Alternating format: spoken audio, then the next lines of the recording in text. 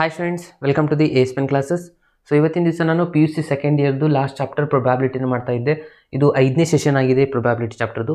ಹಿಂದಿನ ಒಂದು ವಿಡಿಯೋದಲ್ಲಿ 13.2 ಎಕ್ಸರ್ಸೈಸಲ್ಲಿ ಬರುವಂಥ ಎಲ್ಲ ಎಕ್ಸಾಂಪಲ್ನ ಸಾಲ್ವ್ ಮಾಡಿದ್ದೆ. ಓಕೆ, ಸೊ ಇವತ್ತಿನ ದಿವಸ ಬಹಳ ಇಂಪಾರ್ಟೆಂಟ್ ಆಗಿರುವಂಥ ಬೇಸ್ ಥಿಯರಮ್, ಇದು ಲಾಸ್ಟ್ ಕಾನ್ಸೆಪ್ಟು. ಇದ್ರ ಮೇಲೆ 3 ಮಾರ್ಕ್ಸ್ ಒಂದು ಕ್ವಶನ್ ಫಿಕ್ಸ್ ಬಂದೇ ಬರುತ್ತೆ ಸ್ಟೂಡೆಂಟ್ಸ್. ಸೊ ಅದನ್ನು ಇವತ್ತಿನ ದಿವಸ ನಾನು ಡಿಸ್ಕಷನ್ ಮಾಡ್ತಾ ಇದ್ದೀನಿ, ಆ ಒಂದು ಕಾನ್ಸೆಪ್ಟ್ಗಳನ್ನು. ಓಕೆ, ಸೊ ನೋಡಿ, ಮೊದಲಿಗೆ ಬೇಸ್ ಥಿಯರಮ್ನ ನಾವು ಡಿಸ್ಕಷನ್ ಮಾಡ್ಕೋಬೇಕು, ಅರ್ಥ ಮಾಡ್ಕೋಬೇಕಂದ್ರೆ ಮೊದಲಿಗೆ ಒಂದಿಷ್ಟು ರಿಸಲ್ಟ್ಸ್ಗಳಿದೆ. ಏನಪ್ಪ ಅಂದರೆ partition of a sample space, ಇದನ್ನು ನಾವು ಮೊದಲಿಗೆ ತಿಳ್ಕೋಬೇಕು. ಏನಿದು partition of a sample space ಅಂದರೆ, ಇಲ್ಲಿ ಇವೆಂಟ್ಸ್ಗಳಿದೆ E1, E2, E3, even so on up to EN. ಇದನ್ನು ನಾವು partition of a sample space ಅಂತ ಹೇಳಬೇಕಂದ್ರೆ ಇಲ್ಲಿ ಎಕ್ಸ್ಕ್ಲೂಸಿವ್ ಇವೆಂಟ್ ಸ್ಯಾಟಿಸ್ಫೈ ಆಗಬೇಕು. EI intersection EJ is equals to empty set. Mutually exclusive ಅಂತ ಫಸ್ಟ್ ಇಯರಲ್ಲಿ ಸ್ಟಡಿ ಮಾಡಿದ್ವಿ. ಡಿಸ್ಜಾಯಿಂಟ್ ಸೆಟ್, ಅದರದ್ದು ಇಂಟರ್ಸೆಕ್ಷನ್ ಯಾವಾಗಲೂ ಎಂಟಿ ಇರಬೇಕು, ಫಸ್ಟ್ ಕಂಡೀಷನ್ ಹೇಳುತ್ತೆ ಇದು. ಸೆಕೆಂಡ್ ಕಂಡೀಷನ್ ಏನಾಗುತ್ತೆ, ಎಕ್ಸಾಸ್ಟಿವ್ ಕಂಡೀಷನ್ ಇತ್ತು ನೋಡಿ. ಏನು, ಎಲ್ಲ ಇವೆಂಟದ್ದು ಯೂನಿಯನ್ನ ತೊಗೊಂಡ್ರೆ ಲಾಸ್ಟಲ್ಲಿ ನಮಗೇನು ಬರಬೇಕು ಅಂದರೆ ಸ್ಯಾಂಪಲ್ ಸ್ಪೇಸ್ ಬರಬೇಕು. ಇದು ಮ್ಯೂಚುವಲಿ ಎಕ್ಸ್ಕ್ಲೂಸಿವ್ ಇವೆಂಟ್ ಕಂಡೀಷನು, ಇದು ಎಕ್ಸಾಸ್ಟಿವ್ ಕಂಡೀಷನು ಸೆಕೆಂಡ್ ಇಯರಲ್ಲಿ ಸ್ಟಡಿ ಮಾಡಿದ್ವಿ. ಇವೆರಡು ಕಂಡೀಷನ್ ಸ್ಯಾಟಿಸ್ಫೈ ಮಾಡಬೇಕು. ಅದೇ ಥರನಾಗಿ ಥರ್ಡ್ ಕಂಡೀಷನ್ ಏನಪ್ಪ ಅಂದರೆ ನಾನ್ ಜೀರೋ ಪ್ರೊಬ್ಯಾಬಿಲಿಟಿ ಇರಬೇಕು. ಯಾವುದೇ ಒಂದು ಪ್ರೊಬ್ಯಾಬಿಲಿಟಿ ವ್ಯಾಲ್ಯೂ, ಇವೆಂಟ್ದು ವ್ಯಾಲ್ಯೂ ಪ್ರೊಬ್ಯಾಬಿಲಿಟಿ ಏನಾಗಿರ್ಬೇಕಂದ್ರೆ ಜೀರೋಕ್ಕಿಂತಲೂ ದೊಡ್ಡದಿರಬೇಕು, ಜೀರೋನೂ ಇರಬಾರ್ದು ನೋಡಿ, ಗ್ರೇಟರ್ ದ್ಯಾನ್ ಜೀರೋ ಇದೆ. ಈ ಮೂರು ಕಂಡೀಷನ್ ಸ್ಯಾಟಿಸ್ಫೈ ಮಾಡ್ತಾ ಇದ್ದರೆ ಮಾತ್ರ ಅದಕ್ಕೆ ನಾವೇನಂತ ಹೇಳ್ತೀವಿ students, partition of a sample space ಅಂತ ಹೇಳ್ತೀವಿ. ಓಕೆ, ಆ ಅಂಥ ಇವೆಂಟ್ಗಳಿಗೆ ನಾವು partition of a sample space ಅಂತ ಹೇಳ್ತೀವಿ. ಓಕೆ, ಸೊ ಇದನ್ನು ಯೂಸ್ ಮಾಡಿಕೊಂಡು ನಾವು ಒಂದು ಥಿಯರಮ್ನ ಪ್ರೂವ್ ಮಾಡೋದಿದೆ ಸ್ಟೂಡೆಂಟ್ಸ್. ಏನಪ್ಪ ಅಂದರೆ ಇದಕ್ಕೆ ನಾವು theorem of a total probability ಅಂತ ಹೆಸರು ಕೊಟ್ಟಿದ್ದೀವಿ. ಸ್ಟೇಟ್ಮೆಂಟ್ ಏನಿದೆ ಅಂತ ನೋಡೋಣ. E1, E2 ಇವೆಲ್ಲನೂ ಏನಿದೆ partition of a sample space ಇದೆ.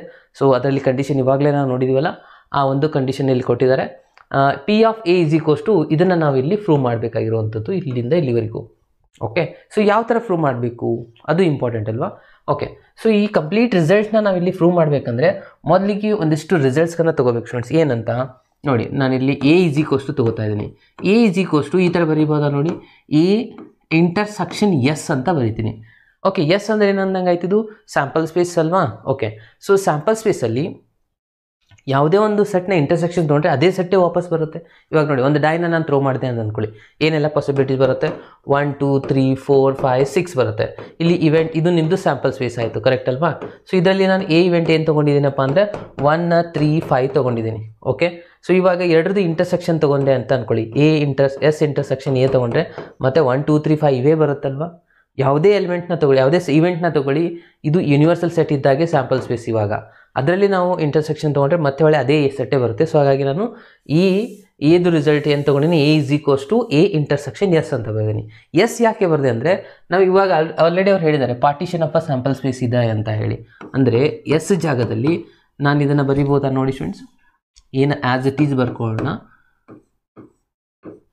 Intersection S is equals to, mutually exhaustive condition satisfy ಮಾಡುತ್ತೆ ಇದು ಅಂದರೆ E1 union E2 union so on up to union of EN ಅಂತ ಬರೀಬೋದಲ್ವಾ. ಎಸ್, ಇವಾಗಲೇ ನಾವು ಹಿಂದಿನ ಒಂದು ಕಂಡೀಷನ್ನ ಅಬ್ಸರ್ವ್ ಮಾಡಿದ್ವಿ, ಇದು ಕಂಡೀಷನ್ ಇದೆ. ಸೊ ಅದನ್ನು ನಾನು ಇಲ್ಲಿ S ಜಾಗದಲ್ಲಿ ಯೂಸ್ ಮಾಡ್ಕೊತಾ ಇದ್ದೀನಿ. ಅದಾದಮೇಲೆ ನೆಕ್ಸ್ಟು ಎರಡೂ ಕಡೆ ಏನು ಮಾಡ್ತಾ ಇದ್ದೀನಿ ಅಂದರೆ ಪ್ರೊಬ್ಯಾಬಿಲಿಟಿನ ಅಪ್ಲೈ ಮಾಡ್ಕೊಳ್ಳೋಣ. ಸೊ ಅದಕ್ಕಿಂತ ಮುಂಚೆ ಇದನ್ನು ಏನ ನೀವು ಎಲ್ಲ ಕಡೆನೂ ಮಲ್ಟಿಪ್ಲೈ ಮಾಡ್ತೀವಲ್ಲ ಅಂತೀವಲ್ಲ, ಆ ಥರ ಮಲ್ಟಿಪ್ಲೈ ಮಾಡಿ ಇಟ್ಕೋಬೋದು. ಏನಾಗುತ್ತೆ ನೋಡಿ, ಮಾಡಿದರೆ A ಇಂಟರ್ಸೆಕ್ಷನ್ E1, ಅದಾದಮೇಲೆ ಮಿಡಲಲ್ಲಿ ಯೂನಿಯನ್ ಇದೆ, again A intersection E2, again union so on up to ಲಾಸ್ಟಲ್ಲಿ ಯೂನಿಯನ್ ಇದೆ, ಅಗೇನ್ A ಇಂಟರ್ಸೆಕ್ಷನ್ EN. ಎಲ್ಲಕ್ಕೂ ನಾನು ಏನೋ ಡಿಸ್ಟ್ರಿಬ್ಯೂಟಿವ್ ಥರ ಮಾಡಿದ್ದಿರೋದು. ಓಕೆ, ಇವಾಗ ಪ್ರೊಬ್ಯಾಬಿಲಿಟಿನ ಅಪ್ಲೈ ಮಾಡೋಣ. Probability of A is equals to, ಎರಡು ಕಡೆ ಪ್ರೊಬ್ಯಾಬಿಲಿಟಿ ಅಪ್ಲೈ ಮಾಡ್ತೀರಾ. ಇಲ್ಲಿ ನೋಡಿ, ಪ್ರೊಬ್ಯಾಬಿಲಿಟಿ ಅಪ್ಲೈ ಮಾಡಬೇಕಂದ್ರೆ ಈ ಇವೆಂಟ್ಗಳು ಯಾವ ಥರ ಇದ್ದಾವೆ ಅಂತಂದರೆ ಡಿಸ್ಜಾಯಿಂಟ್ ಇವೆಂಟ್ ಇದೆ, ಪೇರ್ ವೈಸ್ ಡಿಸ್ಜಾಯಿಂಟ್ ಇದೆ. ಯಾಕಂದರೆ first condition partition sample space ಇದೆ ಹೇಳುತ್ತೆ, EI ಇಂಟರ್ಸೆಕ್ಷನ್ EJ ಎಂಟಿ ಸೆಟ್ ಇರುತ್ತೆ ಅಂತ. ಅಲ್ಲಿ ನಾವು A ಯೂನಿಯನ್ B ಫಾರ್ಮುಲಾ ಹಾಕಿದರೆ ಇಂಟರ್ಸೆಕ್ಷನ್ ಆನ್ಸರ್ ಯಾವಾಗಲೂ ಜೀರೋನ ಹಾಕಿ ಹೋಗ್ಬಿಡ್ತಾ. ಅಂದರೆ ನಮ್ಮದು ಆನ್ಸರ್ ಏನು ನೋಡುತ್ತೆ, P of A plus P of B ಇಷ್ಟೇ ಬರಿತೀವಿ. ಅಂದರೆ ಇಲ್ಲಿ ನಾನು ಏನಾಗುತ್ತೆ, A intersection E1 plus A intersection EA2, ಎಷ್ಟೇ ಎಲಿಮೆಂಟ್ ಇರಲಿ ಅದರಲ್ಲಿ ಇಂಟರ್ಸೆಕ್ಷನ್ನೇ ಬರೋಲ್ಲ, ಇದು ರಿಸಲ್ಟ್ ಮಾತ್ರ ಉಳಿಯುವಂಥದ್ದು. ಇಲ್ಲಿ ಯೂನಿಯನ್ ಎಲ್ಲ ಪ್ಲಸ್ ಸೈನ್ ತೊಗೋಬೇಕು ಸ್ಟೂಡೆಂಟ್ಸ್. ಇದು as it is A intersection EN ಇತ್ತು, ಇಲ್ಲಿನೂ A ಇಂಟರ್ಸೆಕ್ಷನ್ EN ಆಗುತ್ತೆ. ಓಕೆ, ಇಲ್ಲಿ ಪ್ಲಸ್ ಸೈನ್. ಓಕೆ, ಇಲ್ಲಿ ಪ್ಲಸ್ ಯಾಕೆ ಬಂತಂದರೆ ಫಾರ್ಮುಲಾ ಇತ್ತು ನೋಡಿ, ಡಿಸ್ಜಾಯಿಂಟ್ ಸೆಟ್ದು, ಅದನ್ನು ಅಪ್ಲೈ ಮಾಡಿದೆ. ಇನ್ನು P ಆಫ್ A ಯೂನಿಯನ್ Bದು P of A plus P of B intersection ಬರ್ತಾಯಿತ್ತು, ಅದು ಜೀರೋ ಆಗಿದೆ. ಹಾಗೆ ಇದರಲ್ಲಿ ಕೂಡ ಜೀರೋ ಆಗಿರುತ್ತೆ ಎಲ್ಲ ರಿಸಲ್ಟು. ಓಕೆ, ಇವಾಗ ಅಬ್ಸರ್ವ್ ಮಾಡಿ, P of A as it is ಬರ್ಕೊಳ್ಳೋಣ. P ಆಫ್ A ಇಂಟರ್ಸೆಕ್ಷನ್ ಇಲ್ಲಿ ನಾನು ಮಲ್ಟಿಪ್ಲಿಕೇಶನ್ ರೂಲ್ ಆನ್ ಪ್ರೊಬ್ಯಾಬಿಲಿಟಿದು ಫಾರ್ಮುಲಾನ ಅಪ್ಲೈ ಮಾಡ್ತಾ ಇದ್ದೀನಿ. ಏನಿದೆ ಅಂದರೆ P of E1 into probability of A given by E1 plus ಇದೇ ಅದಲ್ವಾ ಮಲ್ಟಿಪ್ಲಿಕೇಶನ್ ರೂಲ್ ಫಾರ್ಮಲ್ಲ. ಅಗೇನ್ ಇಲ್ಲಿನೂ ಅದೇನೇ ಅಪ್ಲೈ ಮಾಡೋಣ. E2 into probability of A given by E2. So ಕೆಲವು ಫ್ರೆಂಡ್ಸ್ ಕೇಳ್ಬೋದು ಇಲ್ಲಿ ಏನು ಮೊದಲಿಗೆ ಬರಿಬೋದು. ಓಕೆ ಬರಿಬೋದು, ಬಟ್ ನಾವು ಪ್ರೂವ್ ಮಾಡಬೇಕಾಗಿರೋದು ಇದನ್ನಲ್ವಾ. ಸೊ ಹಾಗಾಗಿ ಅದನ್ನೇ ನಾನು ಇಲ್ಲಿ ತೊಗೊಳ್ತಾ ಇರುವಂಥದ್ದು ಸ್ಟೂಡೆಂಟ್. ಸೊ ಅನ್ಬಿಟ್ಟು ಲಾಸ್ಟಲ್ಲಿ ಏನಾಗುತ್ತೆ En into probability of A given by En ಆಗುತ್ತೆ. ಅರ್ಥ ಆಗ್ತಾ ಇದೆ ಅಲ್ವಾ. ಸೊ ಇವಾಗ ನಾವು ಪ್ರೂವ್ ಮಾಡಬೇಕಾಗಿರೋ ಆನ್ಸರ್ ಇದು ಬಂತಲ್ವಾ ಸ್ಟೂಡೆಂಟ್ಸ್. ಓಕೆ ಇದನ್ನೇ ಅವರು ಶಾರ್ಟಲ್ಲಿ ಸಮೇಷನ್ನ ಯೂಸ್ ಮಾಡಿಕೊಂಡು ಬರೆದಿದ್ದಾರೆ. ಇನ್ನು summation J takes the value 1 to n P of E J ಅಂದರೆ ಕಾಮನ್ ಆಗಿ ಬರೆದಿದ್ದಾರೆ A given by E J. ಇದಾಗಿದೆ ಟೋಟಲ್ ಪ್ರೊಬ್ಯಾಬಿಲಿಟಿ ಥಿಯರಮ್ದು ಫಾರ್ಮುಲಾ. ಓಕೆ ಇದು ಕೂಡ ಈಜೆ ಇ ಎನ್ ಅಲ್ಲ ಈಜೆ. ಓಕೆ ಸ್ಟೂಡೆಂಟ್ಸ್ ಅರ್ಥ ಆಯ್ತಾ. ಸೊ ಇದನ್ನು ಪ್ರೂಫ್ ಕೇಳಬಹುದು, ಹೇಳೋಕ್ಕಾಗಲ್ಲ, 2 ಮಾರ್ಕ್ಸಲ್ಲಿನೂ ಬರ್ಬೋದು. ಓಕೆ ಇನ್ನು ನೆಕ್ಸ್ಟ್ ಆ್ಯಕ್ಚುಲಿ ಇಲ್ಲಿದೆ Bayes theorem students. Okay so Bayes ಥಿಯರಮ್ದು ಎರಡರದ್ದು ಇಂಟ್ರೊಡಕ್ಷನ್ ಥರ ಇದು. ಓಕೆ ಸೊ ಟೋಟಲ್ ಪ್ರೊಬ್ಯಾಬಿಲಿಟಿ ಮತ್ತು partition of a sample space ಎರಡು ಸ್ಟೇಟ್ಮೆಂಟ್ನ ಮಿಲ್ಕ್ ಮಾಡೋಕೆ ಬರೀತಾರೆ ನೋಡಿ. ಏನು ಹೇಳ್ತಾ ಇದ್ದಾರೆ, E1 E2 ಇವೆಲ್ಲ ಏನಾಗಿದ್ದಾವೆ ಎಂಟಿ ಸೆಟ್ ಅಂತಂದರೆ ಆಲ್ರೆಡಿ ನಾವು ನೋಡಿದ್ವಿ ಪೇರ್ ವೈಡ್ ಡಿಸ್ಜಾಯಿಂಟ್ ಸೆಟ್ ಆಗಿರುತ್ತೆ ಪಾರ್ಟಿಷನ್ ಆಫ್ ಅ ಸ್ಯಾಂಪಲ್ ಸ್ಪೇಸಲ್ಲಿ. ಇದಕ್ಕೆ ಯೂನಿಯನ್ನ ತೊಗೊಂಡ್ರೆ ನಮಗೆ ಮತ್ತೆ ಸ್ಯಾಂಪಲ್ ಸ್ಪೇಸ್ ಬರುವಂಥದ್ದು ಅಗೇನ್ ನಾನ್ ಜೀರೋ ಪ್ರೊಬ್ಯಾಬಿಲಿಟಿ. ಈ 3 condition partition of a sample ಸ್ಪೇಸ್ದು ಕಂಡೀಷನ್ನೇ ಕೊಟ್ಟಿದ್ದಾರೆ ಸ್ಟೇಟ್ಮೆಂಟಲ್ಲಿ. ಆವಾಗ ಇಲ್ಲಿದೆ ನೋಡಿ formula E I given by A is equals to ಇದನ್ನು ನಾವು ಕಂಪ್ಲೀಟಾಗಿ ಪ್ರೂವ್ ಮಾಡಬೇಕು. ಓಕೆ ಸೊ ನಾನು ಇವಾಗ LHS ರಿಸಲ್ಟ್ನ ತೊಗೊಳ್ತಾ ಇದ್ದೀನಿ. E I given by A ಇದು ಆ್ಯಕ್ಚುಲಿ ಬೇಸ್ ಥಿಯರಮ್ದು formula students. Okay E I given by A ಅಂದರೆ ಮೊದಲಿಲ್ಲಿ ಕಂಡೀಷನ್ ಆಫ್ ಪ್ರೊಬ್ಯಾಬಿಲಿಟಿ ಫಾರ್ಮುಲಾ ನಾವು ಸ್ಟಡಿ ಮಾಡಿದ್ವಿ ಅಲ್ವಾ. E I intersection A given by ಏನಿದೆ ಅದನ್ನು ಇಲ್ಲಿ ಕೆಳಗಡೆ ಡಿವೈಡ್ ಬೈ ಒಳಗೆ ಬರೀತಿದ್ದೀವಿ ಪಿ ಆಫ್ ಎ ಅಂತ ಹೇಳಿ. ಕರೆಕ್ಟಾ. ಸೊ ಇದಾದಮೇಲೆ ಮೇಲ್ಗಡೆ ಏನು ಮಾಡೋಣ, ಪ್ರೊಬ್ಯಾಬಿಲಿಟಿದು ಮಲ್ಟಿಪ್ಲಿಕೇಶನ್ ರೂಲ್ ಫಾರ್ಮುಲಾನ ನಾನು ಇಲ್ಲೇ ಅಪ್ಲೈ ಮಾಡ್ತಾ ಇದ್ದೀನಿ. E I into probability of A given by E I divided by P of A ಅಂತಂದರೆ ಇವಾಗಲೇ ಟೋಟಲ್ ಪ್ರೊಬ್ಯಾಬಿಲಿಟಿ ಫಾರ್ಮುಲಾನ ನಾವು ಸ್ಟಡಿ ಮಾಡಿದ್ವಲ್ಲ ಪಿ ಆಫ್ ಎ ಆಯಿತು. ಸೊ ಪಿ ಆಫ್ ಎದು ಇದನ್ನು ಬರಿಬೋದು ಇದು ಬರಿಬೋದು. ಸೊ ನಾನು ಕೆಳಗಡೆ ಇರುವಂಥ ಆನ್ಸರ್ ಬರಿತಾ ಇದ್ದೀನಿ. Summation J takes the value 1 to n P of E J into A given by E J. ಇದಾಗಿದೆ ಬೇಸ್ ಥಿಯರಮ್ ಪ್ರೂಫ್. ಸೊ ಇದಿಷ್ಟೇ ಕೇಳ್ತಾರೆ, ಇದಿಷ್ಟೆಲ್ಲ ಕೇಳಿದರೆ ಮದ್ದಿನ 2 ಪ್ರೂಫ್ ಮಾಡಿಬಿಟ್ಟೆ ಇದನ್ನು ಮಾಡ್ಬೋದು. ಟೋಟಲ್ ಥಿಯರಮ್ ಪ್ರೊಬ್ಯಾಬಿಲಿಟಿ ಮಾಡಿಬಿಟ್ಟೆ ಇದನ್ನು ಸಾಲ್ವ್ ಮಾಡಬೇಕಾಗಿರುತ್ತೆ. ಅರ್ಥ ಆಯ್ತಾ. ಸೊ ಇದು ಇಂಟ್ರೊಡಕ್ಷನ್ ಬೇಸ್ ಥಿಯರಮ್ದು ಸ್ಟೂಡೆಂಟ್ಸ್. ಆ್ಯಕ್ಚುಲಿ ಕ್ವಶನ್ ಬರುವಂಥದ್ದು ನಿಮಗೆ ಕ್ವಶನ್ಸ್ ಕೇಳ್ತಾರೆ. ಯಾವ ಥರ ಕ್ವಶನ್ಸ್ ಬರುತ್ತೆ, ಇಲ್ಲಿ ಒಂದು ಕ್ವಶನ್ ಇದೆ. ಈ ಒಂದು ಕ್ವಶನ್ ನಾನು ಇವಾಗ ಡಿಸ್ಕಷನ್ ಮಾಡ್ತೀನಿ. Bag first containing 3 red and 4 black ಅಂತ ಹೇಳ್ತಾರೆ. ಇಲ್ಲೊಂದು ಬ್ಯಾಗ್ ಇದೆ. ಓಕೆ ಸೊ ಇದು ಬ್ಯಾಗ್ ಫಸ್ಟು. ಈ ಬ್ಯಾಗ್ ಫಸ್ಟಲ್ಲಿ ಏನಿದೆ ಅಂತ ಹೇಳ್ತಾರೆ 3 red balls again 4 black balls. Okay again another bag containing ಇನ್ನೊಂದು ಬ್ಯಾಗ್ ಇದೆ ಸೆಕೆಂಡ್ ಬ್ಯಾಗು. ಇದರಲ್ಲಿ ಎಷ್ಟಿದೆ ಅಂತ ಹೇಳ್ತಾರೆ ನೋಡಿ 5 red ball ಇದೆ, ಅಗೇನ್ 6 black ball ಇದೆ. ಓಕೆ ಸೊ ಇದಿಷ್ಟು ಕೊಟ್ಟಿರುವಂಥ ಗಲಾಟ ಅದು. ಅಗೇನ್ ಹೇಳ್ತಾರೆ 1 of the drawn at so ಇಲ್ಲಿ ಏನು ಹೇಳ್ತಾರೆ ಮೊದಲು ಅದು ಇಂಪಾರ್ಟೆಂಟ್ ಇದೆ ಸ್ಟೂಡೆಂಟ್ಸ್, ಅಬ್ಸರ್ವ್ ಮಾಡಿ. 1 ball is drawn at randomly. 1 ball ತೊಗೋಬೇಕಂದ್ರೆ ಇಲ್ಲಿ ಅಬ್ಸರ್ವ್ ಮಾಡಿ 2 ಬ್ಯಾಗ್ ಇದ್ದಾವೆ. ಸೊ ಯಾವ ಬ್ಯಾಗಿಂದ ತೊಗೊತೀರಾ ಬಾಲು, 2 ಬ್ಯಾಗಲ್ಲಿ ಒಂದೊಂದು ಬಾಲ್ಸ್ಗಳು ಇದಾವಲ್ವಾ. ಓಕೆ ಫಸ್ಟ್ ಇಲ್ಲಿ ಅಬ್ಸರ್ವ್ ಮಾಡಬೇಕಾಗಿರೋದು ಇಲ್ಲಿ ಇವೆಂಟ್ ಸ್ಟಾರ್ಟ್ ಆಗುವಂಥದ್ದು ಸ್ಟೂಡೆಂಟ್ಸ್. ಯಾಕಂದರೆ ಇಲ್ಲಿ ರ್ಯಾಂಡಮ್ಲಿ 1 ball ಚೂಸ್ ಮಾಡಿ ಅಂತ ಹೇಳ್ತಾರೆ. 1 ball is drawn at randomly from 1 of the bag ಅಂತ ಹೇಳ್ತಾರೆ. ಯಾವುದಾದ್ರೂ 1 ಬ್ಯಾಗಿಂದ 1 ಬಾಲ್ನ ತೊಗೊಳ್ಳಿ ಅಂತ. ಅಂದರೆ ಫಸ್ಟ್ ನಾವು ಬ್ಯಾಗ್ ಚೂಸ್ ಮಾಡಬೇಕಲ್ವಾ. ಇಲ್ಲೇ ಫಸ್ಟ್ ಇವೆಂಟ್ ಬರುವಂಥದ್ದು ನಿಮ್ಮದು E1 ಇವೆಂಟ್. ಏನಪ್ಪ ಅಂದರೆ let E1 B the event choosing the first bag. Again E2 ಏನಾಗುತ್ತೆ ಚೂಸಿಂಗ್ ದ ಸೆಕೆಂಡ್ ಬ್ಯಾಗ್ ಆಗುತ್ತೆ. ಕರೆಕ್ಟ್ ಅಲ್ವಾ. ಸೊ E1 E2 ಕ್ಲಿಯರ್ ಆಯಿತು ಇವಾಗ. ಸೊ ಇದ್ರದ್ದು ಪ್ರೊಬ್ಯಾಬಿಲಿಟಿ ಒಂದು ಗೊತ್ತಾಗಬೇಕಲ್ವಾ. E1 E2 ಇರೋದೇ 2 ಇದೆ ಅಂದರೆ 1/2 1/2 ಆಗಿಬಿಡುತ್ತೆ. ಓಕೆ ಅದಾದಮೇಲೆ ಮೇನ್ ಇಂಪಾರ್ಟೆಂಟ್ ಏನು ಹೇಳ್ತಾ ಇದ್ದಾರೆ ನೋಡಿ, ನೀವೇನು ಚೂಸ್ ಮಾಡಿದ್ರಲ್ಲ ಅದು ಬಾಲು ರೆಡ್ ಆಗಿರಬೇಕು ಅಂತ ಹೇಳ್ತಾ ಇದ್ದಾರೆ students. Okay again find the probability. ಇದಕ್ಕೆ ಆಮೇಲೆ ಬರ್ತೀನಿ ನಾನು ಕ್ವಶನ್ಗೆ. ಓಕೆ ಇವಾಗ ಎ ಕಂಡೀಷನ್ ಒಂದು ಕ್ಲಿಯರ್ ಆಯಿತು. ಏನಂತ ತಗೋಬೇಕಂದಂಗೆ ಆಯಿತು, ತೊಗೊಂಡಿರುವಂಥ ಬಾಲ್ ಏನಾಗಿರಬೇಕು red ball, drawing A red ball ಅಂತ ಆಯಿತು. ಓಕೆ E1 ಗೊತ್ತಾಯಿತು, E2 ಗೊತ್ತಾಯ್ತು. ಎಲ್ಲ ಪ್ರೊಬ್ಯಾಬಿಲಿಟಿನ ಬರ್ಕೊಂಬಿಡೋಣ. ಏನಿದೆ ಪ್ರೊಬ್ಯಾಬಿಲಿಟಿ ಆಫ್ E1 ಮತ್ತು ಪ್ರೊಬ್ಯಾಬಿಲಿಟಿ ಆಫ್ E2 ಇವೆರಡ್ರದ್ದು ಆನ್ಸರ್ ಏನಾಗಿದೆ 1/2 ಆಗಿದೆ. ಕರೆಕ್ಟ್ನಾ. Okay so probability of A condition ಅಂತ ಗೊತ್ತಾಗಿದೆ. ಎ ಗಿವನ್ ಬೈ E1ನ ಬರ್ಕೊಳ್ಳೋಣ. ಏನು ಹೇಳುತ್ತೆ, ಏನದು ಹೇಳುತ್ತೆ, ನೀವು ರ್ಯಾಂಡಮ್ ಆಗಿ ಒಂದು ಬಾಲ್ ತೊಗೋತಾ ಇದ್ರಲ್ಲ, ಆ ಬಾಲ್ ಏನಾಗಿರಬೇಕು ರೆಡ್ ಬಾಲ್ ಆಗಿರಬೇಕು. ಯಾವ ಬ್ಯಾಗಿಂದ E1 ಅಂತ ನಾವು ಏನು ಕೊಟ್ಟಿದ್ದೀವಿ ಬ್ಯಾಗ್ 1ಗೆ ಡಿನೋಟ್ ಮಾಡಿದ್ದೀವಲ್ವಾ. ಸೊ ಅಲ್ಲಿಂದ ತಗೊಳ್ಳಿ. ಅಂದರೆ ಬ್ಯಾಗ್ 1ಅಲ್ಲಿ ಟೋಟಲ್ ಬಾಲ್ಸ್ಗಳು ಎಷ್ಟು ಇದಾವೆ ಅಂತ ಹೇಳಿದೆ ಇವಾಗಲೇ ನಾನು. 4 + 3 ಟೋಟಲ್ 7 ಬಾಲ್ಸ್ ಇದೆ. ಅದರಲ್ಲಿ ರೆಡ್ ಬಾಲ್ಸ್ಗಳು ಎಷ್ಟಿದಾವೆ ಸ್ಟೂಡೆಂಟ್ಸ್ 3 ಇದೆ. ಅಂದರೆ 3/7 ಆಗುತ್ತೆ. ನೆಕ್ಸ್ಟ್ ಇನ್ನೊಂದು ಡಾಟಾ ಏನಾಗುತ್ತಪ್ಪ ಅಂದರೆ A given by E2. So red ball ತೊಗೊಳ್ಳಿ, ಅದು ಎಲ್ಲಿ ಬ್ಯಾಕ್ ಸೆಕೆಂಡಿಂದ. ಬ್ಯಾಕ್ ಸೆಕೆಂಡಲ್ಲಿ ಎಷ್ಟಿದೆ 5 ರೆಡ್ ಇದೆ, 6 ಬ್ಲ್ಯಾಕ್ ಬಾಲ್ ಇದೆ. ಸೊ 5 + 6 11 ಬಾಲ್ ಇದೆ, ಅದರಲ್ಲಿ 5 ರೆಡ್ ಬಾಲ್ ಇದೆ, ಅಂದರೆ 5/11 ಆಯಿತು. ಓಕೆ, ಇವಾಗ ಆ್ಯಕ್ಚುಲಿ ಕ್ವಶನ್ ಅವ್ರು ಕೇಳಿರೋದೇನಪ್ಪ ಅಂತಂದರೆ ಇಲ್ಲಿಂದ ಓದಿ ನೋಡಿ, find the probability that it was drawn from bag ಸೆಕೆಂಡಿಂದನೇ ತೊಗೋಬೇಕಾಗಿತ್ತು ಅಂತ ಹೇಳ್ತಾರೆ. ಹಾಗೆ ನಾವು ಇಲ್ಲಿ ಬರಬೇಕಾಗಿರೋದು ಬ್ಯಾಕ್ ಸೆಕೆಂಡ್ ಯಾವುದು ಡಿನೋಟ್ ಮಾಡಿದ್ದೀವಿ, E2 ಗಿವನ್ ಬೈ ಏನ ಫೈಂಡ್ ಔಟ್ ಮಾಡಬೇಕಾಗಿರೋಂಥದ್ದು. ಇವಾಗ ಆ್ಯಕ್ಚುಲಿ ನಾವು ಬೇಸ್ ಥಿಯರಮ್ದು ಫಾರ್ಮುಲಾ ಜನ್ರೇಟ್ ಮಾಡ್ಕೋಬೇಕಾಗುತ್ತೆ ಸ್ಟೂಡೆಂಟ್. ಪ್ರತಿಯೊಂದು ಎಕ್ಸಾಂಪಲ್ಗೆ ಫಾರ್ಮುಲಾ ಬೇರೆ ಬೇರೆ ಆಗುತ್ತೆ. ಎಷ್ಟು ಇವೆಂಟ್ ಕೊಟ್ಟಿದ್ರೆ ಅದರ ಪ್ರಕಾರ ಫಾರ್ಮುಲಾ ಬೇರೆ ಆಗುತ್ತೆ. ಇಲ್ಲಿ ಮೇಲ್ಗಡೆ ಇದ್ರದ್ದು ಮಲ್ಟಿಪ್ಲಿಕೇಶನ್ ರೂಲ್ ಫಾರ್ಮುಲಾ ಬರೀಬೇಕು, E2 into probability of A given by E2, ಇದು ಮೇಲ್ಗಡೆ, ಡಿವೈಡೆಡ್ ಬೈ ಇಲ್ಲಿ ತೆಳಗಡೆ probability of E1 into probability of A given by E1 plus ಎಷ್ಟು ಇವೆಂಟ್ ಇದೆ ಅದರೆಲ್ಲರದೂ ಫಾರ್ಮುಲಾ ಬರೀಬೇಕು, E2 into probability of A given by E2. ಕೆಲವು students ಏನು ಮಾಡ್ತಾರೆ, ಇವೆರಡು ಸೇಮ್ ಇದೆ ಕ್ಯಾನ್ಸಲ್ ಮಾಡ್ತೀನಿ ಅಂತಾರೆ. ಯಾವುದೇ ಕಾರಣಕ್ಕೂ ಕ್ಯಾನ್ಸಲ್ ಆಗಲ್ಲ, ಯಾಕಂದರೆ ಮಿಡಲಲ್ಲಿ ಪ್ಲಸ್ ಸೈನ್ ಇದೆ. ಓಕೆ, ಸೊ ಎಲ್ಲ ಡಾಟಾಸ್ ಇಲ್ಲಿ ಇದ್ದಾವೆ. ಸೊ ಫಿಲಪ್ ಮಾಡ್ತಾ ಹೋಗೋಣ. E2 ಎಷ್ಟಿದೆ 1/2 ಇದೆ, A ಗಿವನ್ ಬೈ E2 ಎಷ್ಟಿದೆ 5/11 ಇದೆ, ಡಿವೈಡ್ ಬೈ E1 ಕೂಡ 1/2 ಇದೆ, ಇದು 3/7 ಇದೆ, ಪ್ಲಸ್ ಅಗೇನ್ ಇದು 1/2 ಇಂಟು 5/11 ಇದೆ. ಸ್ಟೂಡೆಂಟ್ಸ್ ಇದನ್ನು ಕ್ಯಾಲ್ಕುಲೇಷನ್ ಏನು ಮಾಡೋದು, ಇದ್ರದ್ದೊಂದು ಈಸಿ ಟ್ರಿಕ್ಸ್ ಹೇಳ್ಕೊಡ್ತಾ ಇದೆ ನೋಡಿ.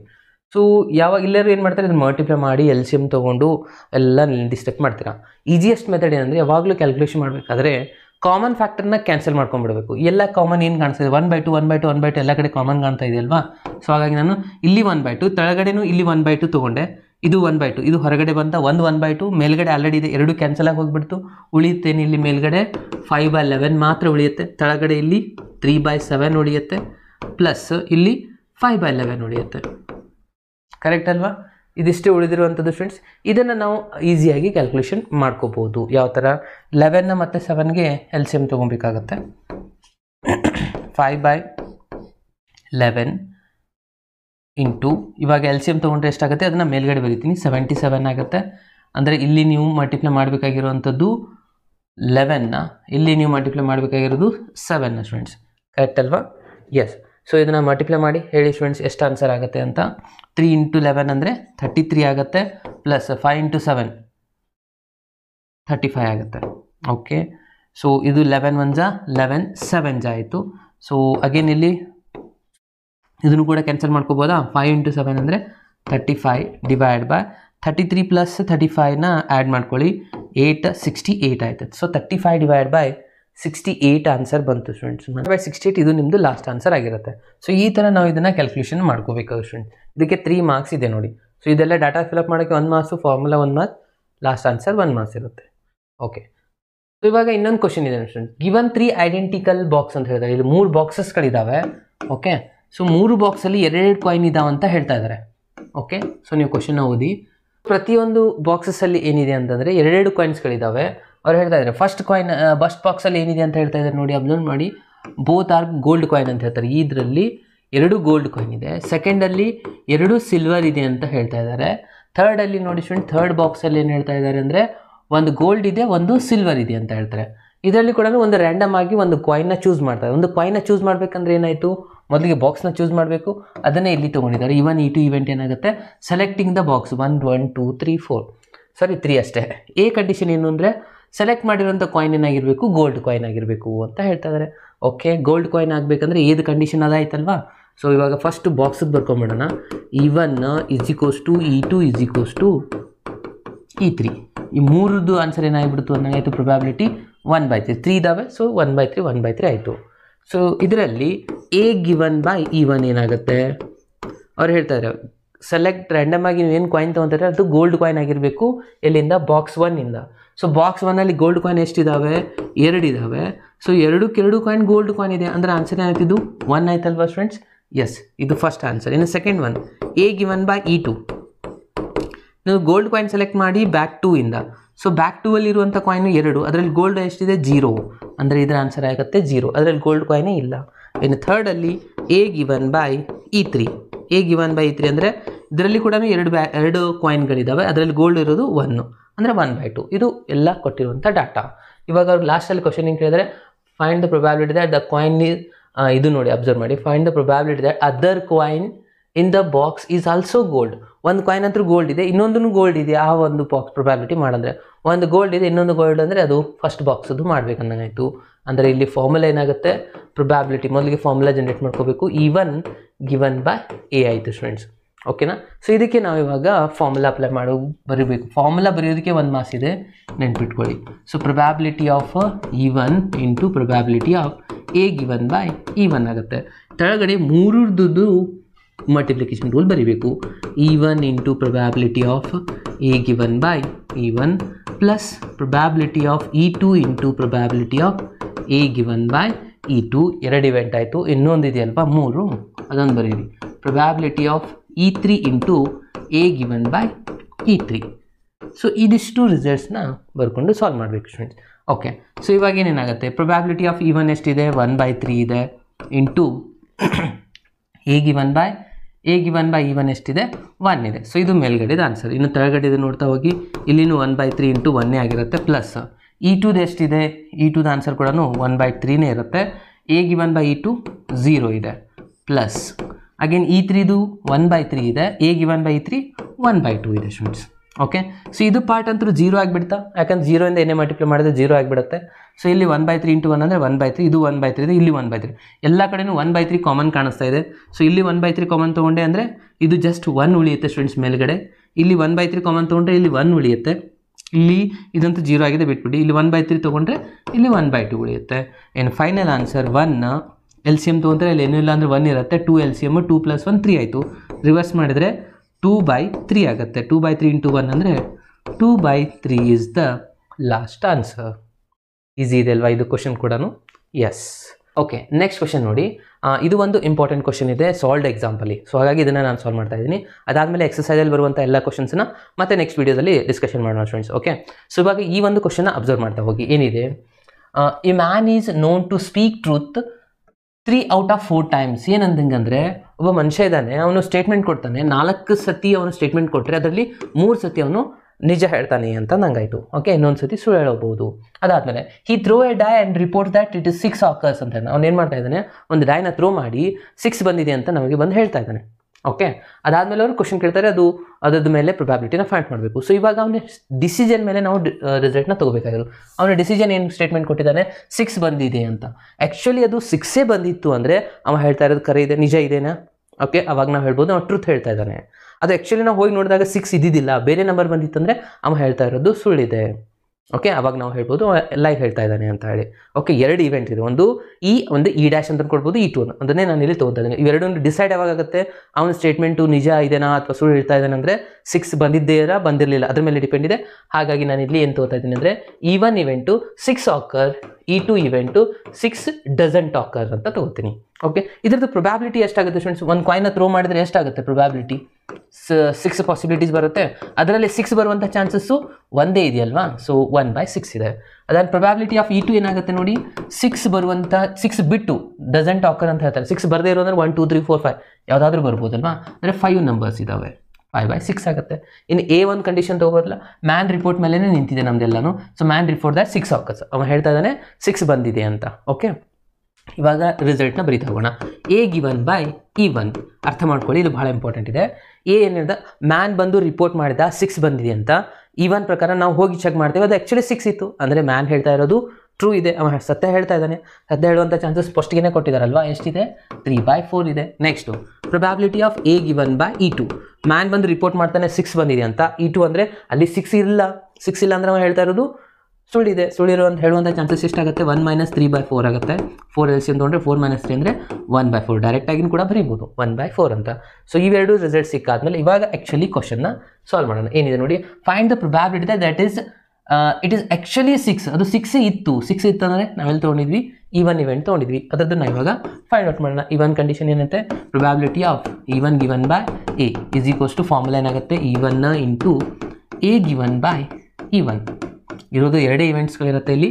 ಸೊ ಅಗೇನ್ ಇಲ್ಲಿ ನಾವು E1 into probability of A given by E1 plus probability of E2 into probability of A given by E2. ಈ ಫಾರ್ಮುಲಾ ಬರೀಲೇಬೇಕು ಸ್ಟೂಡೆಂಟ್ಸ್. ಫಾರ್ಮುಲಾಕ್ಕೆ 1 ಮಾರ್ಕ್ಸ್ ಇರುತ್ತೆ ಇಲ್ಲಿ. ಓಕೆನಾ. ಈ ಡಾಟಾಗೆ 1 ಮಾರ್ಕ್ಸ್, ಫಾರ್ಮುಲಾಗೆ 1 ಮಾರ್ಕ್ಸ್, ಲಾಸ್ಟ್ ಆನ್ಸರ್ಗೆ 1 ಮಾರ್ಕ್ಸ್. ಓಕೆ, ಕ್ಯಾಲ್ಕುಲೇಷನ್ ಮಾಡಿ. E1 ಎಷ್ಟಿದೆ? 1/6 ಇದೆ. A ಗಿವನ್ ಬೈ E1 ಎಷ್ಟಿದೆ? 3/4 ಇದೆ. ಕೆಳಗಡೆ ಕೂಡ ಅದೇ ಆಗುತ್ತಾ, 1/6 ಇಂಟು 3/4 ಪ್ಲಸ್ E2 ಎಷ್ಟಿದೆ? 5/6 ಇದೆ ಇಂಟು A ಗಿವನ್ ಬೈ 2 1/4 ಇದೆ. ಓಕೆ, ಸೊ ಇವೆರಡಲ್ಲಿ ಕಾಮನ್ ನೋಡಿ, 6 ಇಂಟು 4 6 ಇಂಟು 4 6 ಇಂಟು 4 ಇದೆ. ಅಂದರೆ ಎಲ್ಲ ಕಡೆ LCM ಕ್ಯಾನ್ಸಲ್ ಆಗಿ ಹೋಗ್ಬಿಡ್ತು. ಮೇಲ್ಗಡೆ ಮಾತ್ರ ಉಳಿದಿರೋದು 3 ಇಂಟು 1 3 ಆಗುತ್ತೆ. ಹಾಗೆ ಇಲ್ಲಿನೂ 3 ಆಗುತ್ತೆ. ಪ್ಲಸ್ 5 ಇಂಟು 1 5 ಆಗುತ್ತೆ. ಎಲ್ಲ LCM ಕ್ಯಾನ್ಸಲ್ ಆಯಿತು. ಟೋಟಲ್ ಆಗಿ 3 5 ಪ್ಲಸ್ 3 ಅಂದರೆ 8. 3/8 is the last answer. Easy ಇದೆ ಅಲ್ವಾ? ಸೊ ಈ ಥರ ಈ ಎಲ್ಲ ಕ್ವಶನ್ಸ್ನ ಸಾಲ್ವ್ ಮಾಡಬೇಕು. ಕ್ಯಾಲ್ಕುಲೇಷನ್ಗೆ ಬಹಳ ಈಸಿ ಇದೆ. ಕಾಮನ್ ಫ್ಯಾಕ್ಟರ್ ತೊಗೊತಾ ಹೋಗಿ ಆರಾಮಾಗಿ ಸಾಲ್ವ್ ಮಾಡ್ಬೋದು ಸ್ಟೂಡೆಂಟ್ಸ್. ಓಕೆ, ಸೊ ಇದಾಗಿದೆ ಬೇಸ್ ಥಿಯರಮ್ದು ಇನ್ಫಾರ್ಮೇಷನ್. ಇನ್ನು ನೆಕ್ಸ್ಟ್ ವೀಡಿಯೋದಲ್ಲಿ ಎಲ್ಲ ಎಕ್ಸಸೈಸಲ್ಲೇ ಬರುವಂಥ ಕ್ವಶನ್ಸ್ಗಳು ಜಾಸ್ತಿ ಇದೆ. ಅದನ್ನು ನಾನು ನೆಕ್ಸ್ಟ್ ವೀಡಿಯೋದಲ್ಲಿ ಅಪ್ಲೋಡ್ ಮಾಡ್ತೀನಿ ಸ್ಟೂಡೆಂಟ್ಸ್. ಅಲ್ಲಿವರೆಗೂ keep watching, keep learning. Thank you.